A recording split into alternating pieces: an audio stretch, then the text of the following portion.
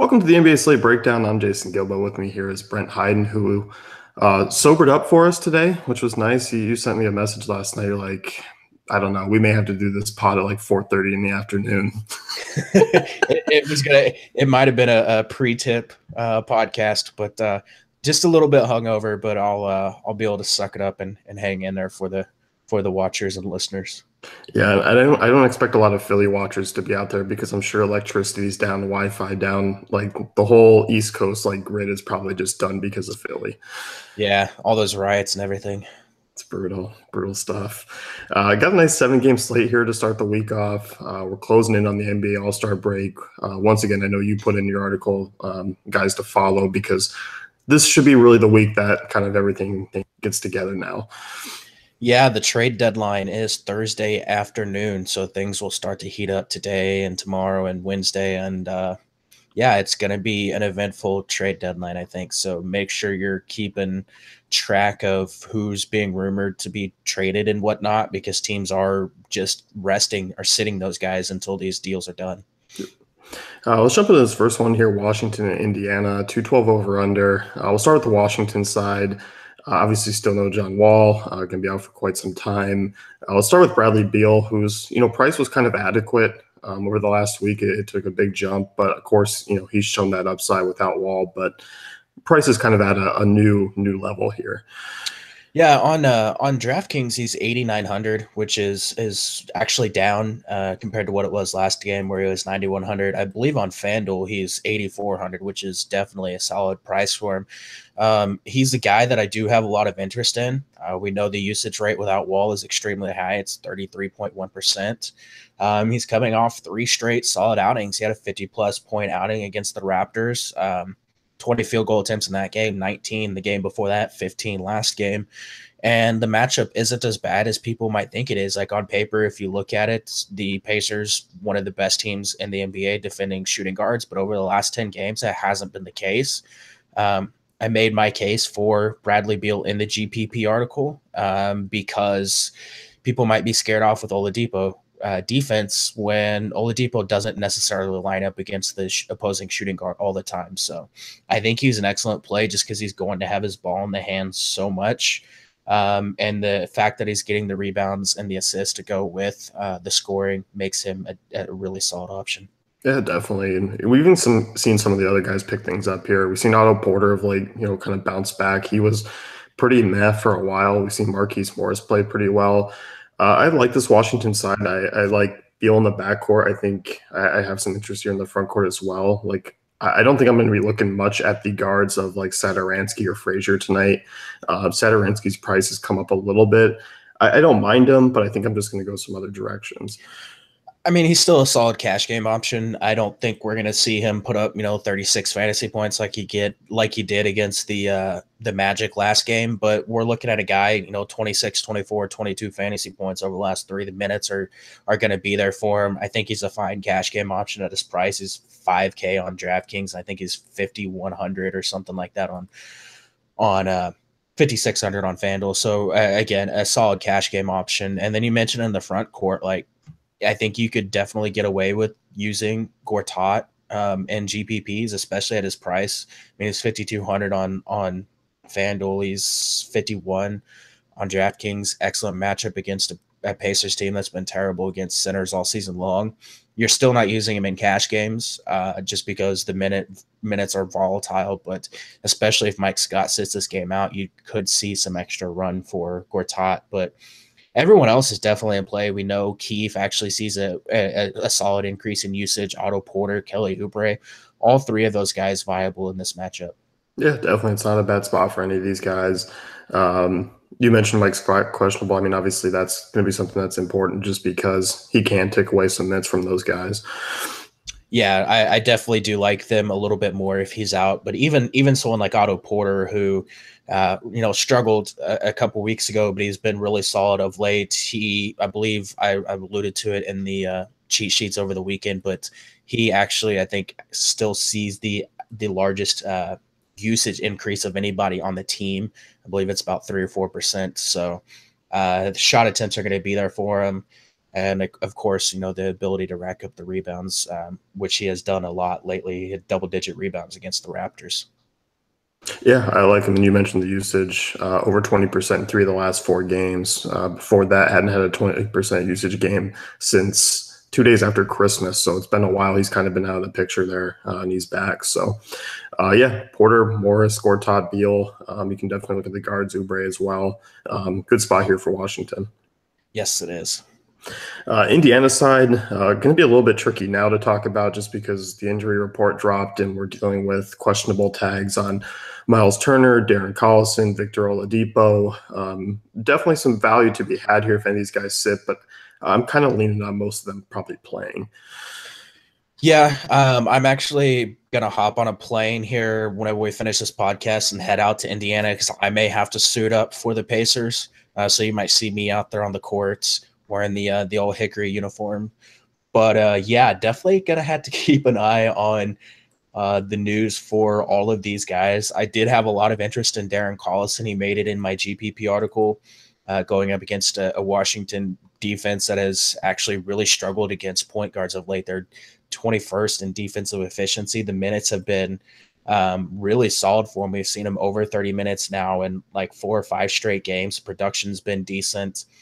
Double-digit field goal attempts in 3 of his last 4. I do have a lot of interest in him if he is able to give it a go. So he would be one guy to target. Oladipo, his price down to 8,400 on DraftKings. That's pretty intriguing as far as cash games goes. FanDuel is 9,300. You can definitely roll him out in cash if he's able to suit up, but I would definitely just kind of keep an eye on the news for those guys. Yeah, and if anything happens, Lance Stevenson, Corey Joseph will be guys to get some extra run. Yeah, Lance is someone I have interest in, anyways. Just because we've talked about it before. There is a stark difference in Lance Stevenson at home compared to on the road. He scored in did double figures in each of the last 6 games, averaging almost 10 points in 23 minutes. But at home this season, 10.9 points, 6.2 rebounds compared to 7.1 points and 4.5 rebounds on the road. He's talked about how he loves playing in front of the Pacers crowd. So I would not be afraid to fire him up if Oladipo or Collison sits, and you could probably get exposure to him regardless of their status. Yeah, I mean, he's averaging 26 fantasy points over his last 5, still at a really cheap price. Miles Turner, the other questionable tag tonight. We've finally seen some good games out of him of late. I'm kind of off the front court here, I think, at their prices on this slate. Yeah, I don't necessarily mind Turner if you want to get some tournament exposure. Like, he had double-digit rebounds in 2 straight games against Charlotte and Memphis. Like, that's unexpected for Turner. Like, he is not a guy that is a very good rebounder. So most nights you're going to need to get the actual, like, the points and the shooting performances out of him. But if you wanted to take a shot in him in tournaments, you could. Thad Young, he's okay at his price, but I'm not terribly intrigued. If you wanted to roll him out in cash games, you could. Yeah, I mean, minutes are back and solidified for him. I don't hate him. It's just probably not a huge upside guy. Yeah, he's just a guy that is like a fairly safe, 24, 25 fantasy points most nights. Yep. And of course, if Turner sits, like Sabonis's price hasn't really dropped all that much. No, it hasn't. I mean, I guess it has on DraftKings. He's down to 5,500, so that's the lowest he's been in at least 10 games. On FanDuel, 6,300. You could still use him. Yeah, I mean, he would be viable if Turner's out. Yeah, he may be like the only healthy player they have outside of Lance Stevenson. So It's true. he may just play like 38 minutes tonight. Portland, Detroit, next one here, 210. Portland on a back-to-back, played yesterday. I don't have a ton of interest in this game. On the Portland side, though, I think Lillard's an interesting GPP option, more so just because he's on kind of a similar price tag as Kemba on DraftKings. And we look at just kind of how Kemba's played of late, and we look at the matchup against Denver. I could see him being an interesting pivot, although I still like Kemba a lot more. Lillard's probably one of the 2 guys that I maybe have interest in on this Portland side. Yeah, I don't have a lot of interest in the Portland side except for the Lillard, which is what you basically mentioned, and that's mostly on FanDuel because he's 8,100 over on FanDuel. We just saw Detroit get absolutely roasted by Goran Dragic. They're down to 16th in defensive efficiency over the last 10 games against point guards. If you wanted to roll Lillard out there, you could. It is a back to back. They had to, they played early yesterday, and that does kind of wreak havoc on some of these players. So I do have a little bit of concern with him tonight. Yeah, and I'm not really looking at like McCollum or any of the secondary guys. Nurkic and GPPs on DraftKings, I think, is viable here. We've seen Detroit be a little bit average against centers of late. Nurkic's minutes are still not where I want them to be, but we've seen some decent production out of him. Yeah, like he's just really tough to trust. You're only rolling him out in tournaments, but you mentioned, I mean, he has double-digit field goal attempts in 3 straight games. He's had a couple of huge games. He's been around the 28-minute mark in a couple of those outings. So if you wanted to roll him out there, feel free. Evan Turner is a decent value option tonight, but like I'm not that intrigued by him. But I mean, he's just super cheap and generally can get you 20 fantasy points. It's been really bad lately, but I don't mind going back to that well. No, I don't either. We've seen Ed Davis pop off a couple times of late, become a little bit more volatile over his last 3 games. He would be a GPP option, especially on FanDuel, where his price is back down to 4K. Yeah, you could definitely get some exposure there. Like he's probably like at that price, depending on what value opens up tonight, probably cash game viable on FanDuel, definitely tournament viable on DraftKings. I will warn everyone: do not chase the Mo Harkless game. Just don't do it. Don't do it. Anyone else here? No.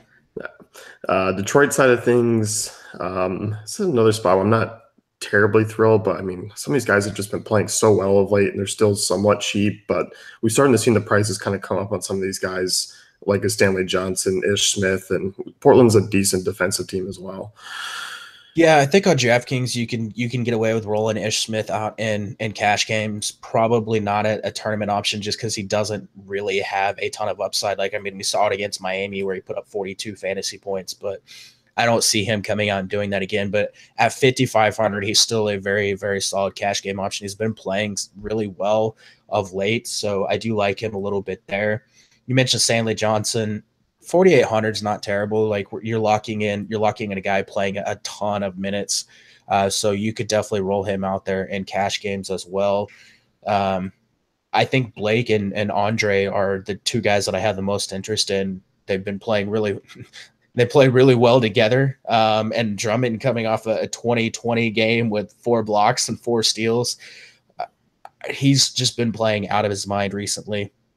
The matchup against Portland, not great, but over the last 10 days, they're 22nd in defensive efficiency against centers. I think you can definitely go with some Drummond in tournaments. Yeah, I think so too. Maybe I'm a little bit late to this party, but now he's a guy that I'm like, we always say, sure, you can get exposure to this guy in tournaments. I'm not going to say no. Like sometimes I've said no to Drummond in the past, and he's made me pay. So I think I'm just going to be like, you want to play Drummond? Go for it. Yeah, I mean, his price, 9,200, is not that bad. I mean, he's 10-5 on FanDuel, so that's Anthony Davis is 1,200 more. Like, I'll gladly go with Anthony Davis on FanDuel, but I really do like that price on DraftKings. And another part where, like, Drummond is posting up about 10% of his possessions, and we know Portland is really bad defending post-ups. They're giving up almost 1 point per post-up possession on the season. It's a spot where I've attacked them with dominant post-up players, and he doesn't have like an extremely good post-up game, but he's at least attempting to do it more often. So I do actually think we can definitely use him here. Yeah, and I think the 10-5 on FanDuel, like, it's probably just because we've seen such huge steals and huge block games out of Drummond, and that's definitely helped his upside on FanDuel. Yeah, it really has. And just of note, Drummond averaged 23.5 points and 14.5 rebounds against Portland last season. Oh, fun stuff. Yeah, this Detroit side could be fun. That's pretty much it, though, there for me. Yeah, I definitely just have mostly exposure, like interest in tournaments, except for Ish Smith. Yeah. Reggie Bullock is still cheap on FanDuel. He's 4,400, $1,300 difference from Stanley Johnson if you do want a cheap option. I know he struggled the last two games, but minutes are still there. Bullock's still a sound fantasy player. Yeah, and if Luke Kennard is out, that'll definitely bolster the minutes for Bullock. Dwight Bikes is actually going to be out, so that could help get Yep. him minutes. Orlando, Miami next year, 207 total. The Orlando side, I don't have a ton of interest on the slate. Miami's been really stout defensively. I'm just having trouble seeing the upside for some of these guys. Yeah, I don't have, at least as far as like the Orlando side of this game, I don't have a ton of interest. Obviously, we have to wait and see what's going to happen with Aaron Gordon if he's able to suit up. If he's not, I think you can still use Jonathan Simmons in cash games because he's still really cheap. And he's been decent of late. He does actually have a solid usage rate with Aaron Gordon off the floor. What is it, 25%, 26%. I'm not going to chase the Maurice Spates games anymore. Like we know what he is. Like he's cheap, but he needs to hit like all of his shots to get you to value. So I don't want to go there. Elfrid Payton you can always use. He's basically a triple double waiting to happen if he gets the minutes. That's the biggest concern. Like 24 minutes last game, 24 minutes against the Lakers, 18 minutes against Houston. He'd be the only one that I really have the most like interest in, and you're still taking a big risk that he's actually going to play. Yeah, I don't mind him. Okay, I mean, 26 and 38 fantasy points in the two games against Miami this year. Like you said, the minutes, this could be always be one of those games where the starting unit just sucks for Orlando, and then we see Vogel just roll with the second unit for a majority of the rest of the game. Yeah, and it's just a risk you're taking, especially with this Magic team. Whoever the hot hand is, that's who's going to get the run. So I don't think you definitely can't, outside of Simmons, like you definitely can't use any of these guys in cash, and you're still risking a bunch of guys getting benched, and if you're rolling them out in tournaments. Yeah, because like we've seen Shelvin Mack get 22, 24, and 24 minutes over the last three games, and that's sucked away from some of the other guards. And he's been fine. I just don't have the heart to kind of go with him again. I'm not gonna. I'm just not going to chase those games. Like he's one of these games, he's only going to get like 18 minutes and he's only going to put up like 15 fantasy points, which at his price doesn't necessarily kill you, but I just don't want to try to predict when he's going to get the hot hand treatment. Yeah, definitely. Let's move on to Miami here. More interest, obviously, going up against this Orlando team. Whiteside questionable here. If he plays, like the price tag on him is really, really nice, actually. Yeah, it's definitely a good spot for him if he's able to suit up. He could, have the hashtag flu game.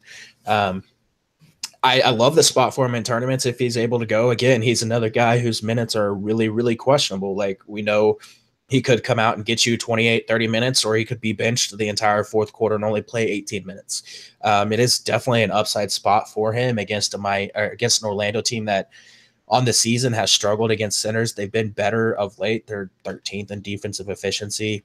Some of that equates to Bismack Biyombo actually being a somewhat decent defender. But like, again, this is a spot like a Whiteside 2010 game could definitely happen here. He's smashed them in 3 games already this season, 27 minutes, 36 fantasy points. If you want to roll him out there, feel free. I have a lot of interest in Kelly Olynyk, regardless of what happens to Whiteside's status. I think he's definitely tournament viable. And you and I talked about it against, I believe it was Dallas. His usage rate of late is just insane. 27% usage rate over the last 10 games. That leads the team. That's ridiculously high for a forward, like a forward/center. So if he's just going to continue to have the ball in his hand that much and do what he's doing, like he's shooting the lights out, I think it's an excellent spot for him. So I'm locking him in at all formats. But like if Whiteside isn't able to go, like Kelly Olynyk, we could see him play another 38, 40 minutes tonight. Yeah, if Whiteside says like you're going to see the usage drop a little bit, it was still 23% last game against Detroit, but in 40 minutes.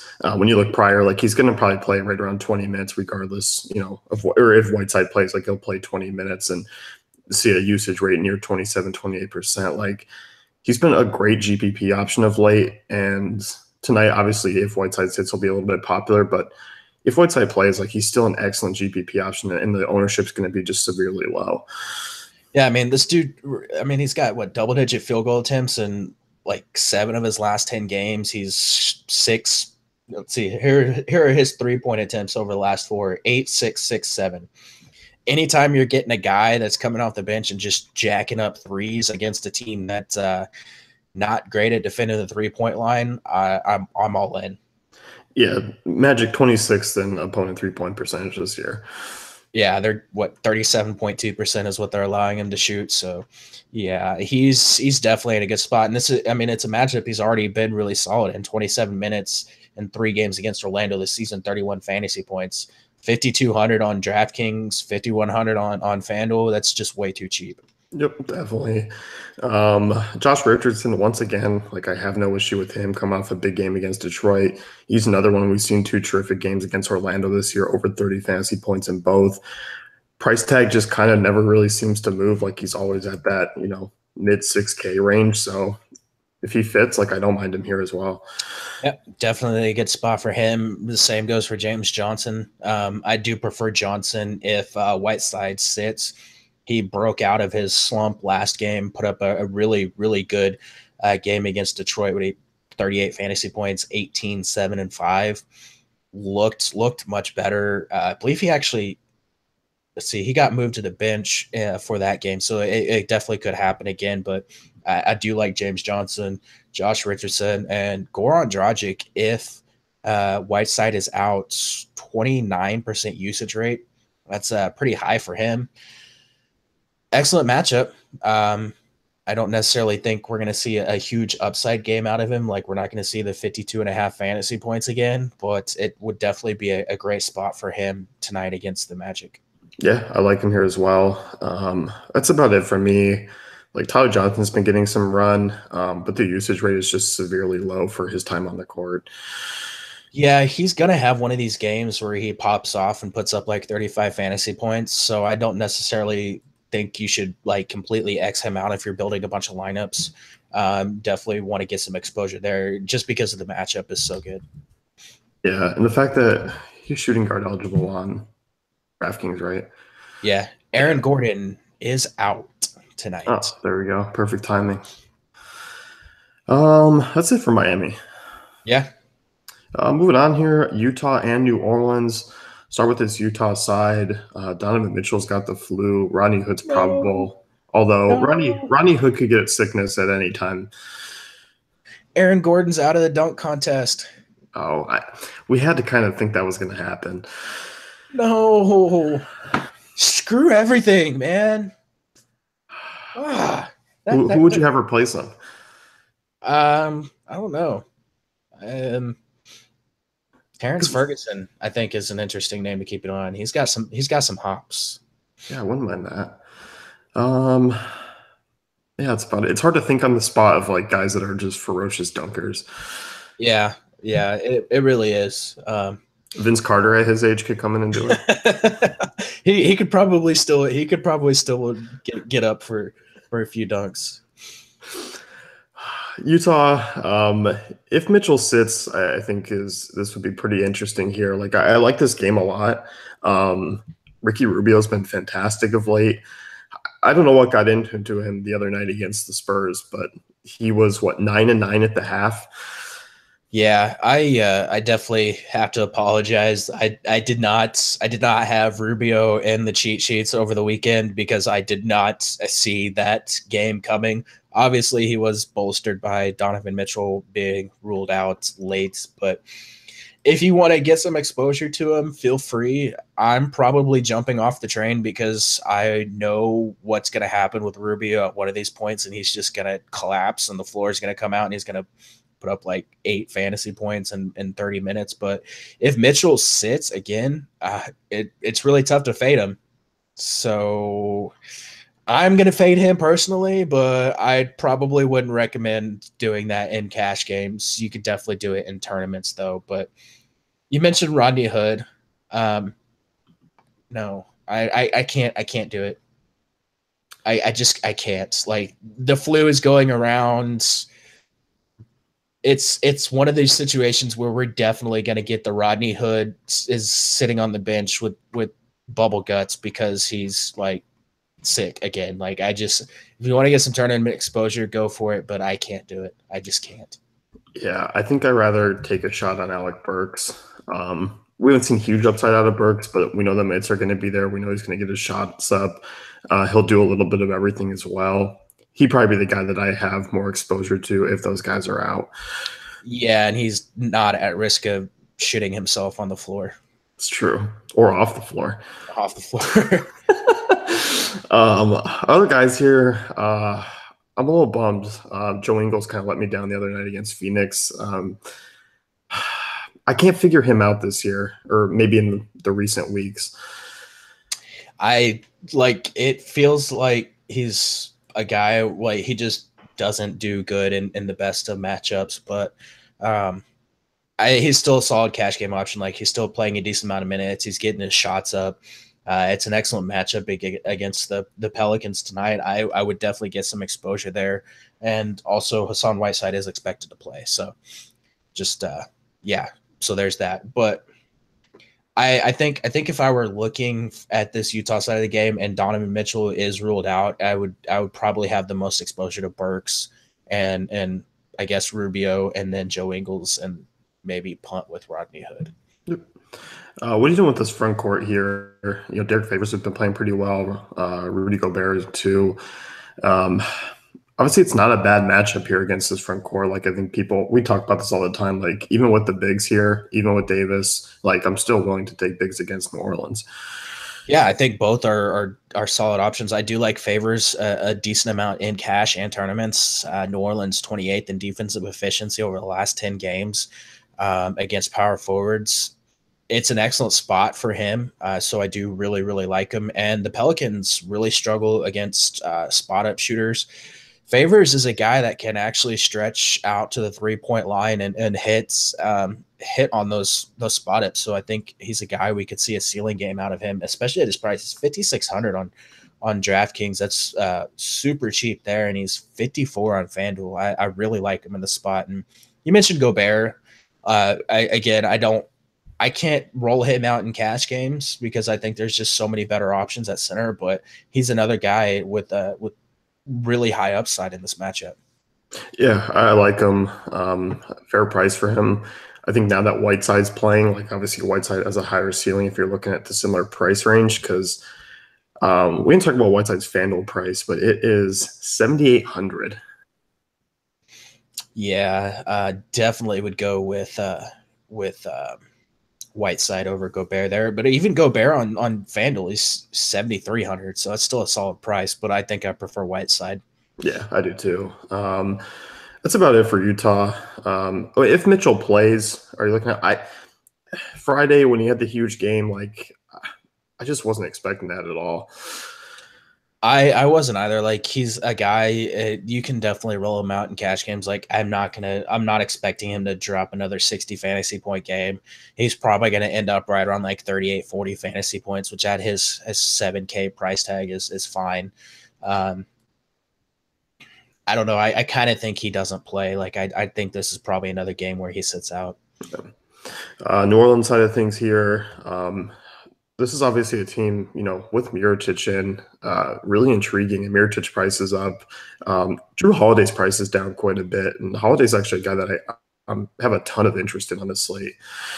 Yeah, like he's been pretty bad since Cousins went down. I mean, 3 straight games, right around 35, 34 fantasy points. I talked about it in the GPP article the other day when I wrote him up. Like he's not going to see a bunch of extra field goal attempts because Cousins is out, but his ability, he does actually see some more assist opportunities and some more rebounding opportunities. I do wonder if the heavy minutes that he's been playing is starting to get to him. He's a guy that has been prone to injuries, especially lower body injuries before. So that could be taking a toll on him. I mean, he shot 33% or 2 games ago, 23 last game. I think he can get some exposure in tournaments. I don't think you're looking that way in cash games. Rondo is Rondo. he's either going to play like 30 minutes and have a huge game or play like 18 minutes and completely suck. Good luck predicting which one it's going to be. He has been solid against Utah in the 2 games they've played, 22 minutes, 30 fantasy points at 4,800 on DraftKings and 49 on FanDuel. He's a solid tournament option. Yeah, definitely. As far as other guys go here, jumping over kind of these small forwards now with Mirotic there, like none of them are really all that viable. No, not really. Each one more's price is starting to really fall. I guess he could get some exposure if he wanted to. I skipped over someone on the Utah side of things. Royce O'Neal's minutes have really started to solidify for this team, and he's been really good. He's still really cheap. What is he? 3,500 on DraftKings, 23, 27, 32 minutes over his last 3 games. Definitely worth a value consideration there. But back to New Orleans, like I think I don't really want to. Sorry, my dog's here. Your dog did not like my Royce O'Neal call, but I think you're looking at Mirotic on DraftKings. Don't fade Mirotic. He's just way too damn cheap on DraftKings. FanDuel is 7,500. If you wanted to go for it, I mean, this dude had almost 50 fantasy points in his Pelicans debut. 18 points, 12 rebounds, 4 steals, and a block. Very active. He played really well. He looked good alongside Anthony Davis. So yeah, definitely get some exposure to him on DraftKings. And Anthony Davis, I talked about him in the GPP article. I don't normally like paying up in tournaments. He's, of course, a solid cash game option regardless, but Utah, really bad against centers recently. 30th in defensive efficiency over the last 10 games. I will not be fading Davis tonight. Like, we're talking about a dude back-to-back games with 30 field goal attempts. That's just insane. He's better at home. He shoots much better at home. It's one of those fade at your own risk spots for Davis tonight. Yeah, I think so too. And with Mirotic, 3-point shooters against Utah has been a huge success this year. Mirotic is probably going to have the green light as always. Took 8 3-point attempts in that first game. I like this game quite a bit. Like, there's a lot of correlation that I'm after. Davis, like you said, like he is a really tough fade on this slate. And I just don't even think like he's all that expensive. Like 11-2 on DraftKings is, it's not that bad on this slate. No, it's pretty easy to get him in on DraftKings, and even 11-7 on FanDuel. Like, it's still pretty easy to get him in over there. Yeah, definitely. And hopefully they don't change his position to center. He is center on FanDuel already. Oh, is he? Jesus. Yeah. When did that happen? I'm guessing before last slate. Oh, cool. All right. Well, whatever. Anyone else from this New Orleans side you want to talk about? Check Diallo's earned some more minutes. Alvin Gentry has talked about he's been playing really well and deserves to play a little bit more. That rotation is a little bit muddied with Mirotic there. Maybe they just start cutting back on Dante Cunningham's minutes and start giving some of those to Check Diallo. He's still 3K on DraftKings. Probably, what is he? He's 3,800 on FanDuel. If you wanted to get some tournament exposure on DraftKings, you could just. Unfortunately, those games where you think he would get run, sometimes he hasn't in the past. So just a tournament option. Yeah. Don't play Emeka Okafor. I don't even know. He made it in the player pool on DraftKings. Did he make it on oh wow, FanDuel's got him in there too. Congratulations, FanDuel. You did something right. He's when I saw that news report come across, like I had to double take and like check, like, or did they get that right? The sad part is they chose not to sign Terrence Jones so they could get Emeka Okafor. Yeah, that's wild. Moving on here, Charlotte and Denver. Charlotte's side here, Kemba Walker's been playing out of his mind of late. Nicholas Batum's been great of late. Like, this game should be back and forth. I think it's going to be extremely high scoring as well. Yeah, they've averaged 121 points over the last, I think, 3 games. Denver has, and the Hornets 123.7 points over their last 3 games. Should be a pretty high scoring game. You mentioned Kemba Walker. I was really hoping that he sucked yesterday, which he did, because I wanted to hopefully get the game log watchers off of him. He played 34 minutes, 19 field goal attempts, 10 3-point attempts, 3 straight games with double digit 3-point attempts, 19, 22, and 20 actual field goal attempts over his last 3 games, over 50 fantasy points in 2 of his last 3. Minutes are extremely high.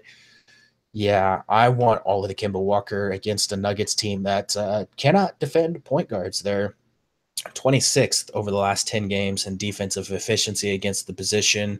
I believe they're giving up the fourth most fantasy points per game to them. Opponents are shooting 37.2% from three against them, almost 48% from the floor. Kimba's going to be jacking up 18, 19, 20 shots again and like 10 3-point attempts. Yeah, I think he's going to break out of his shooting slump from last game.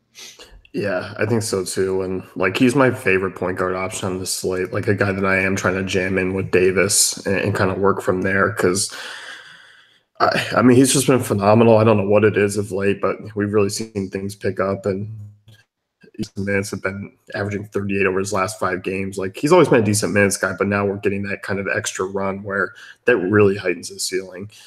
It's the All-Star snub game. Apparently, he's just gonna ride it until the All-Star break happens. Apparently, so if he has a good game today, you can just claim it was the narrative that he was snubbed for the All-Star game. Or he's still showcasing for other teams. It definitely could be that too. Nicholas Batum, obviously a little bit of a tougher spot here against Denver out of the guard spots, but he's been a guy, I mean, 36, 43, 40 fantasy points over his last 3 games. Usage has climbed up a little bit here. I don't love shooting guards against Denver, but I don't mind Batum. Yeah, Batum's interesting. I mean, he's a guy. He's doing everything or doing a lot of things. I wouldn't say he's doing everything, but he's doing a lot of things for this team. Like he's racking up the peripherals. I mean, he's got like double digit rebounds and one of his last 3 games, 9 against the Pacers, 11 against the Hawks. He had a triple double against the Hawks, which was kind of insane. But like he's just racking up blocks, steals, all these other peripheral stats. Solid cash game option here. Scoring really well too. He's got 20 or more real points in 3 of his last 4. Price is starting to get up there where I'm not 100% comfortable playing him, but I think he's definitely a fine cash game option. Yep. Dwight Howard on this slate. I won't say no, but he's not my favorite center. Saw the big upside game last time against Phoenix. He was cooling off a little bit before that with a couple of down games in good spots. The 2 games against Indy, the game against Atlanta, like he was still solid, but just didn't have those blocks to kind of really give him the ceiling that you needed that price. Yeah, if you want to roll them out, I mean, there's a lot of really good center options today. Like I think I prefer Whiteside over Howard. I think I'd prefer Gobert over Howard, and obviously Anthony Davis. But if you wanted to roll him out, feel free. With Marvin Williams questionable, if he is not able to suit up, Frank Kaminsky is really cheap, and I would definitely get some exposure there.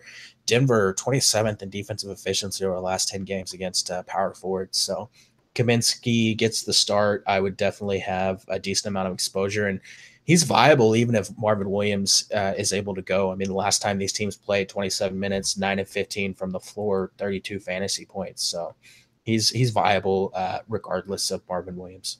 Yeah, and power forward's usually the more attractive option because you mentioned those numbers. Then you look at center, like their second defensive efficiency against centers over the last 10 games, allowing the least amount of fantasy points in that span as well. Like Jokic is a solid defender. They do rebound well. So like you start to see those peripheral stats drop. Yeah, and I do have like a little bit of concern with Howard. You know, this is a back-to-back and they flew into Denver. Yeah. Like there are times where big men do struggle to adjust and get out and run the floor. So this could be a situation where we may even see him play limited minutes if he's not able to get his legs under him. Sure. Anyone else you want to talk about here for Charlotte? If you want to go with Jeremy Lamb, go for it. 2 or 3 of his last 4 games, he's been back over 20 fantasy points. Prices really started to fall again, down to 4,200. I think you can definitely get some exposure to Lamb. Yep. On the Denver side, I'll start this backcourt here. look at Charlotte. They've been middle of the road against point guards for the most part this year. Struggle against shooting guards. Like I like Gary Harris and Will Barton and Jamal Murray. Like all three of them. I think Murray, Harris, Barton is probably how I go, or Harris, Murray, Barton is how I go. But definitely guys I'm getting exposure to. I think it's site specific. On DraftKings, I think Barton is my favorite option at 6,200, just because he's the cheaper of the three, and we've seen him get the starts. I think he's going on like 7 or 8 straight games or something like that where he's gotten the start, playing a ton of minutes. And Charlotte really struggles against small forwards, which is basically where he's going to play, but he still does a bunch of ball handling. So I think he's my favorite on DraftKings, and then I would go Harris and Murray. For talking on FanDuel, it's definitely Harris first because he's significantly cheaper than Barton, and then Barton, and then Murray. Yeah, I mean they all got some decent upside, um, especially like we talk about this all the time. Like the minutes continue to be there. Like no matter what they say about trying to limit minutes. I mean Harris is averaging 37 over his last 5 games. Barton's averaging 38. Murray's averaging 33. Um, like this is a spot where I think all of them are relatively in play.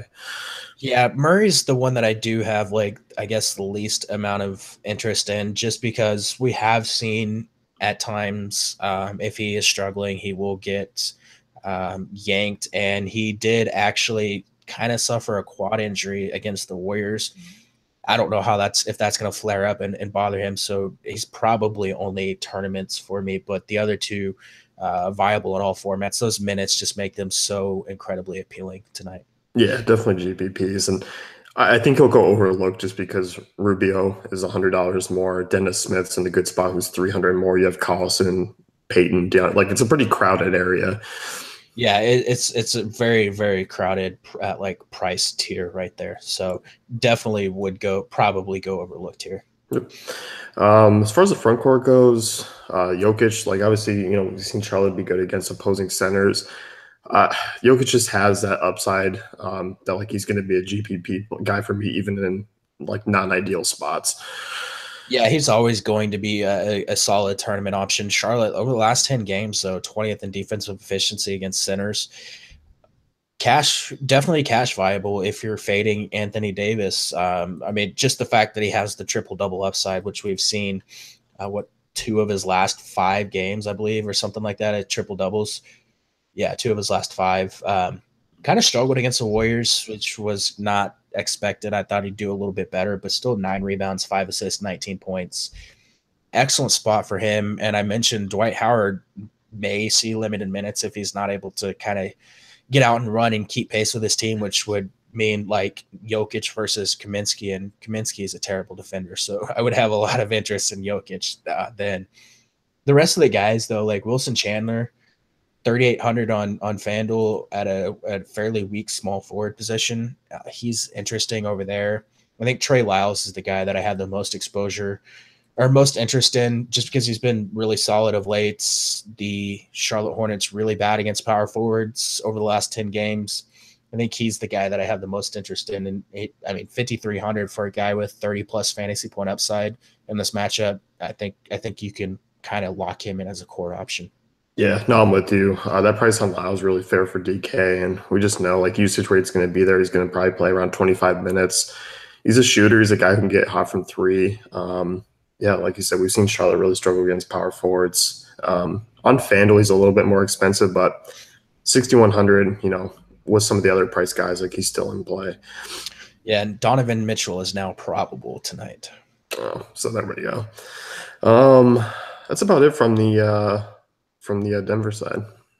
Yeah, it's that game. I think I put it in the intro to the GPP article, but I think that's one of the most appealing games. Very, very stackable. Yep. Chicago and Sacramento next here. We look at the Chicago side. Chris Dunn still out. Laurie Markkinen ruled out. Fire up your Bobby Portis and Mirotic lineups tonight. Yeah, definitely. I think they said weather prevented Markkinen from being able to make it out to Sacramento. With him out, like you mentioned, Bobby Portis, excellent option in all formats. Would lead also to more minutes for Robin Lopez, who was 4,600 on DraftKings. against the Kings, who really struggle against centers. They're 27th in fantasy points allowed. Robin Lopez is an excellent, excellent option in all formats tonight. Yep, I like him. I still like Denzel Valentine here. Double-digit shot attempts in each of his last 4 games. He shot really poorly against the Clippers. Only had 17 fantasy points, but before that, I mean, 27, 30, 36. He's a guy who is racking up some assist numbers of late. Rebounds have been there. Look at a bad rebounding team in the Kings, a team that does struggle defensively. Like you said, on FanDuel, where that position's fairly weak, I don't mind paying 5K there for Valentine. Yeah, I think you can definitely consider him there. I mean, I think I talked about it last time. Last time we recorded, actually, he's doing some primary ball handling whenever Jarian Grant's off the floor, so that obviously boosts his value. So I really do like him at his price. Zach LaVine is the guy that I do have a ton of interest in here. We saw him get up over 30 minutes against the Clippers. 30 minutes, 32 minutes of Zach LaVine against the Kings, who struggle against shooting guards. And LaVine's usage rate is ridiculous with Markkanen and Dunn off the floor. It's 34%. Like, it's only 50 minutes, but 1.49 fantasy points per minute with a 34% usage rate. He's gonna be mega chalk, and I don't care. I'm getting all the Zach LaVine in this spot. Yeah, it's a decent price there on DraftKings. Like for the next one, he's 7,400 on FanDuel. Like the price is up a little bit. I still don't mind it because we've seen the minutes climb higher, and obviously you mentioned the usage is just through the roof. But I'm also willing to fade on FanDuel if he's still going to be popular. Yeah. Oh, Mitchell is replacing Aaron Gordon in the dunk contest. All right, I like that. Oh, there you go. Yeah, you can definitely fade him in tournaments on FanDuel. Cash games, I think you just roll with the chalk over there. But on DraftKings, there's no way I'm fading at 6,600.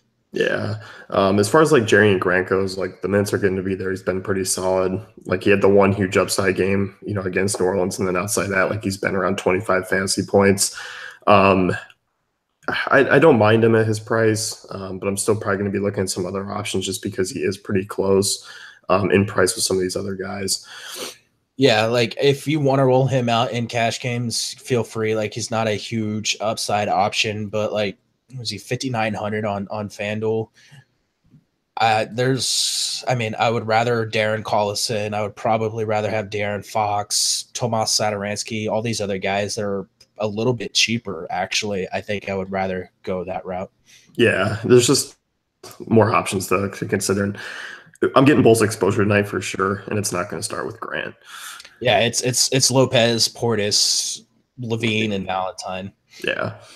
And on the Sacramento side, just a lot of Q's and O's here. I'll make the Kings really simple. You can always trust Willie Cauley-Stein.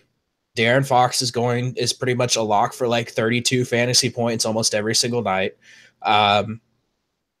Bogdanovich is going to play a bunch of minutes and is an excellent option every single night in every format.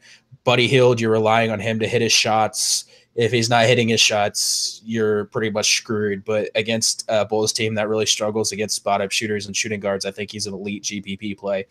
The rest of the team, though, like you're rotating in Zebo, Costa Koufis, Garrett Temple, Vince Carter. We don't know ahead of time which one of these guys is going to rest, so you just can't trust them. You're playing the young guys, and that's it. Yeah, that is. I like Willie Cauley-Stein a lot here. Last time he played Chicago, he only played 23 minutes. That was kind of back when his minutes were limited, put up 32 fantasy points. Been at 32 fantasy points each of the last 2 games back from his brief time with injury. 31, 34 minutes. A Chicago team that ranks 28th defensive efficiencies against centers over the last 10 games. Like, he's a terrific option, I think, in all formats. Yeah, the biggest problem I have with him is, one, he doesn't have power forward eligibility on DraftKings anymore. And he's up to 7K on FanDuel and 6,900 on DraftKings. Like, I would rather probably have Whiteside and some of these other options that we've talked about. But he's a fine tournament option. Again, we're still kind of at the mercy. Like, he should play 30-plus minutes, but we're still kind of at the mercy of if Zebo plays. I think that does hurt Cauley-Stein just a little bit. Yeah, if the injury report like falls into the perfect place, like it makes you like him even more. Yeah, yeah, and I mentioned Hield, Bogdanovich. Both those guys, I think, are excellent options in all formats tonight. I think Hield is one of my favorite tournament plays. Bogdan is also up there for me. It's just really tough on FanDuel because they're both like in the mid 5Ks. DraftKings, they're below 5K. They're excellent options there. Yep. Moving on, last game, Dallas and LA. I'll start with this Dallas side. Um, this game's interesting. I think on both sides. I think it could potentially go overlooked, but I like Dennis Smith here quite a bit. Like in that mid range, like he's probably maybe my favorite option. Yeah, he's definitely a solid option in the spot against a Clippers team that has really, really struggled on defense. They're 17th in defensive efficiency over the last 10 games against point guards. Maybe that improves with Avery Bradley and Tobias Harris out there, but I think he's an excellent option. I mean, we're talking about a guy's minutes finally 35, 33, 32, 31. They're not really living his minutes anymore.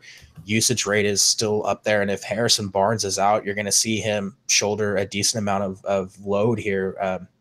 22% usage rate, 21% usage rate, 0.83 fantasy points per minute without Barnes on the floor. So he's definitely a good option. The status of Barnes is going to be something to keep an eye on, though, because I think that opens things up for JJ Barea and like Yogi Ferrell and some of these other players tonight. Yeah, you'll see Wesley Matthews, shift to the three, and you'll see those guys get run. If Barnes is out, I don't mind either of them. I probably just still like Beret a little bit more. Yeah, I do. I think Beret is probably my favorite option given that if Barnes is out. I mean, we're talking about a guy with 28% usage over 1.1 fantasy points per minute with Harrison Barnes off the floor. Uh, hasn't been great recently, but he also hasn't been playing that many minutes. But against this Clippers team in the past two games, 21.3 minutes, 26 fantasy points per game. He's 4,600 on DraftKings, and he has point guard and shooting guard eligibility. So I do really like him there. 4,800 on FanDuel, excellent price as well. You mentioned Wesley Matthews. He's a fine option to consider. Oh wait, no, this one's at in LA. So no Wesley Matthews for me. I don't do road game Wes Matthews. So definitely not there for me. And y'all know my thoughts on Yogi Ferrell, so I probably don't need to piss off all the Indiana Hoosier fans that are watching by reiterating how much I hate Yogi Ferrell. Yeah, it's Beret and Smith here. We saw Beret miss a couple games there before that Sacramento one, but obviously really encouraging to see him get back in and play 24 minutes and 28% usage rate in that game. He just didn't hit his shots. He was 2 of 12, but still dished out 11 assists. So Bray is the guy for me. I don't really have a lot of interest in the front court. I know we've seen some guys play pretty well of late. I know Dwight Powell's coming off a big game, but uh, I don't know how much I'm diving into taking shots on the Dallas front court and hoping for someone to get a big upside game. Yeah, like this is the frustrating part because Rick Carlisle does not seem to have any rhyme or reason to which one of these big men gets run. I mean, look, Powell is coming off three straight games, 21, 28, 31 minutes, had 31 fantasy points against the Kings. Definitely a good tournament option. Solid measury, like if you think he's going to get extra run because they have to match up with DeAndre Jordan, he at 3,100 on DraftKings, he could be a very, very good like center punt option. If Barnes is out though, Dirk Nowitzki, 26% usage rate, 1.1 fantasy points per minute. Don't necessarily mind going there, especially at his price. He's down to 4,900 on DraftKings. What is he on? He's 52 on FanDuel, and it is a milestone game for him. I think the after logging 8 minutes tonight, he will be the sixth player in NBA history to reach 50,000 minutes in his career. That's insane for a guy who's been playing 18 minutes a game over the last 2 years. Yeah, no kidding. We'll move on to Clippers here. Yeah, I guess. Man, the Clippers. I think I need to see like one more game before I'm comfortable breaking down too much of this Clippers offense. Yeah, luckily, like there's other guys in these price ranges where you don't have to really take shots on. I am interested in kind of the guys that did come over from the Pistons. Like I don't mind Tobias Harris here. in this spot. Like he's at a reasonable price tag. I don't think a lot of people are going to be going with him, so I think he's an intriguing option. I mean, 26% usage rate in that Chicago game. It was a decent matchup against Chicago. 34 fantasy points. I would fire away with Tobias Harris, I think, if anyone on this Clippers side, and maybe some Lou Will. Yeah, he's definitely interesting, especially at his price. I think the guy that I have, like, obviously, if you want to roll DeAndre Jordan, feel free. I mean, dude's averaging like 18 rebounds a game over his last three. So, and it's a smash spot against the Mavericks, who have been terrible against centers all season long. Milos is probably the guy that I had the most interest in, just because he's still so cheap. 5,100 for a guy in a matchup against the Mavericks team that on the season has been absolutely atrocious against point guards. I mean, 24, 21, 27, 26 fantasy points over his last four games. Played 23 minutes against the Bulls, 3 of 7 from the field.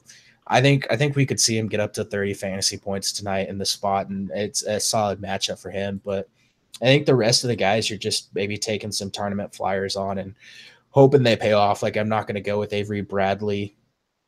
Like, I'm going to need to see his price come down to like 3,500 based on the way he's been playing recently before I take a shot on him.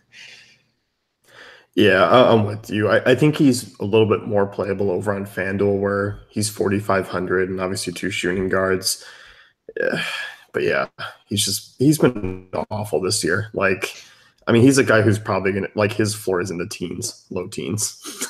Yeah, like at the same price, I'd just rather roll out Tyrone Wallace, who, I mean, he still saw 25 minutes even with the influx of guys being on this team. Like, he still seems to be in the rotation. So I would rather roll him out there on FanDuel than Avery Bradley. Yeah, and if you want to look at Gallinari on GPPs, I don't mind him, but he's not going to be a cash game guy for me.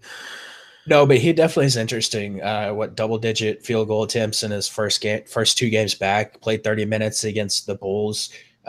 He's a guy that generally he's been really good over his career of getting to the line. What does he have? Hit five free throw attempts last game. That actually really helps boost his floor. If he's going to shoot, 12, 14 times, rack up some rebounds there too. Like, I don't necessarily think he's a bad cash game option. I mean, he put up 30 fantasy points in 25 minutes last time he played Dallas, which was back in November, given he's missed 70% of the season so far. But yeah, I mean, I guess cash game worthy, just given the lack of options at small forward. Yeah, and like I said, I think you're mostly just looking at these guys outside of like Milos and whatnot and tournaments, just because like we're gonna have to kind of wait and see how the rest of these guys fit in, because Harris is a decent usage guy. Bradley's always been a decent usage guy. You have Lou Williams coming off the bench, who's a high usage guy. Like, they're gonna kind of eat into each other a little bit. Yep, definitely. Let's go highest score tonight, but let's just on points alone. So like real points. Real points, yeah.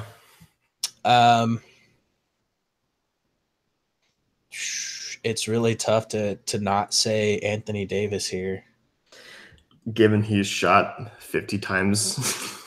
He has like 64 field goal attempts over his last two games. I would say that's a pretty safe bet.